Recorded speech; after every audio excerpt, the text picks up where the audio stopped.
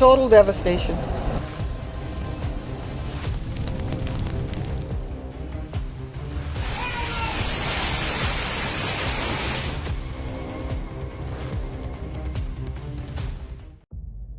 Northern Italy is in the grip of the water.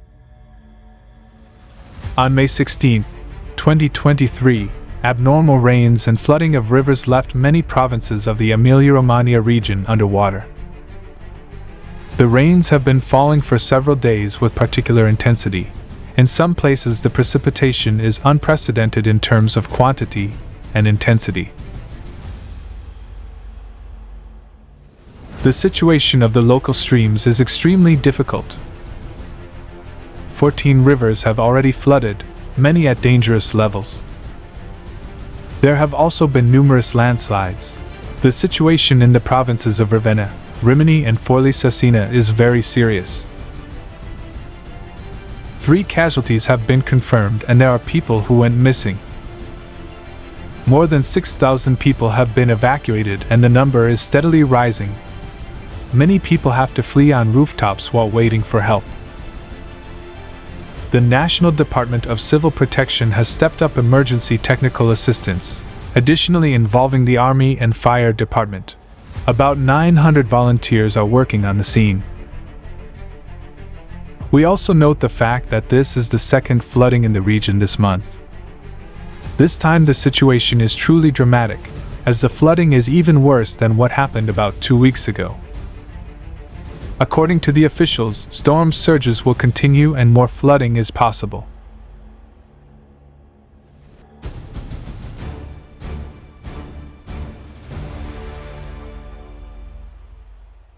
The catastrophic cyclone, Mocha, with a wind speed of more than 200 km per hour hit the coast of Myanmar on May 14, 2023. Prior to landfall, he was assigned the highest, 5 category.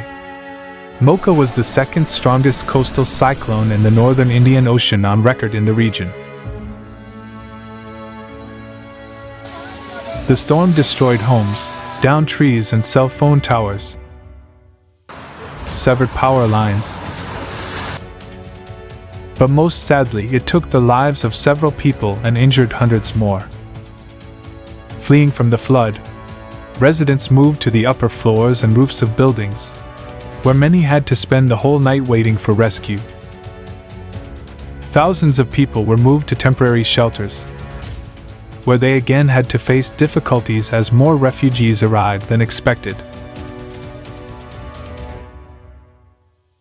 The cyclone could lead to a humanitarian disaster,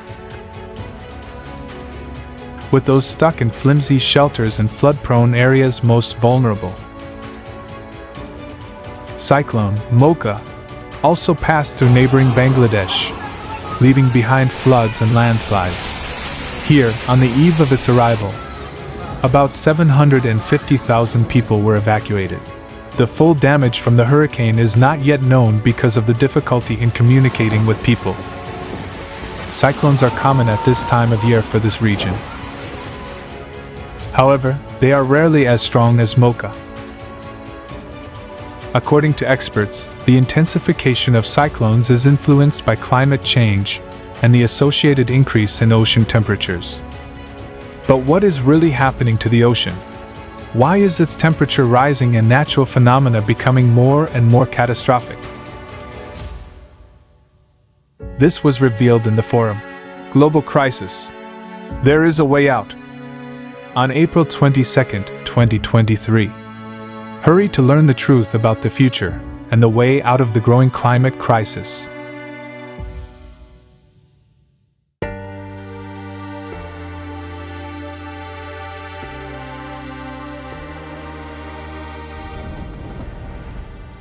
May 2023 will be remembered by Western Canadians for unprecedented fires. Hot, dry weather and strong winds contributed to more and more blazes. More than 100 wildfires have broken out in Alberta and British Columbia since the beginning of the month. Nearly 25,000 people have been displaced from their homes. many of them with nowhere to go back to. It's crazy. Especially twice. Wildwood and in our house. It's not good. Oh, I don't know if our house is still there tomorrow or I don't know. Yeah, there's nothing left. No words can express what's going on in my head, in my thoughts. Total devastation. You just pray that the situation is the best that it possibly can be. On May 6th, a state of emergency was declared in Alberta because dozens of blazes could not be brought under control for a long time. Smoke clouds from the blaze spread across the country and reached the east coast of the United States.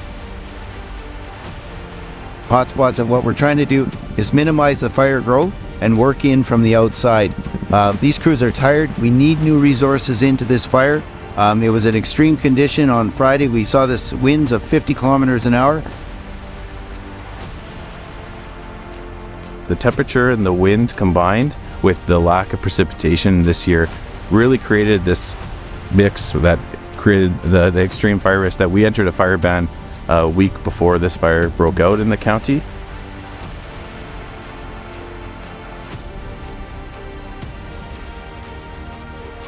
More than 410,000 hectares have already burned in Alberta since the beginning of the year.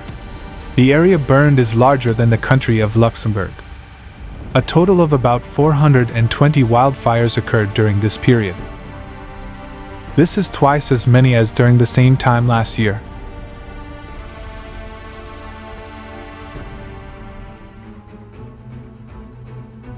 In the first half of May, apocalyptic fires also engulfed several regions of Russia. The fires raged in the Volga region, in the south of the Urals, and in western Siberia. Hundreds of houses and even entire villages were turned into lifeless ashes. Many casualties were reported. Although human error is said to be the main cause of the fires, a lack of spring rainfall, high temperatures and strong winds contributed to the uncontrolled spread of the fire.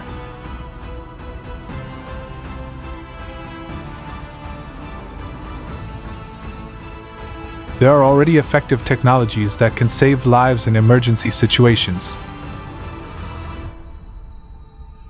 But this is not a priority in the consumer format. We need to build a society that is more resilient and better able to withstand any changes in both the climate and socioeconomic systems. There must be a unified global emergency service of very rapid response, which will enable the competent coordination of specialists and the rapid deployment of the necessary equipment to save lives. And this is possible in the format of the creative society.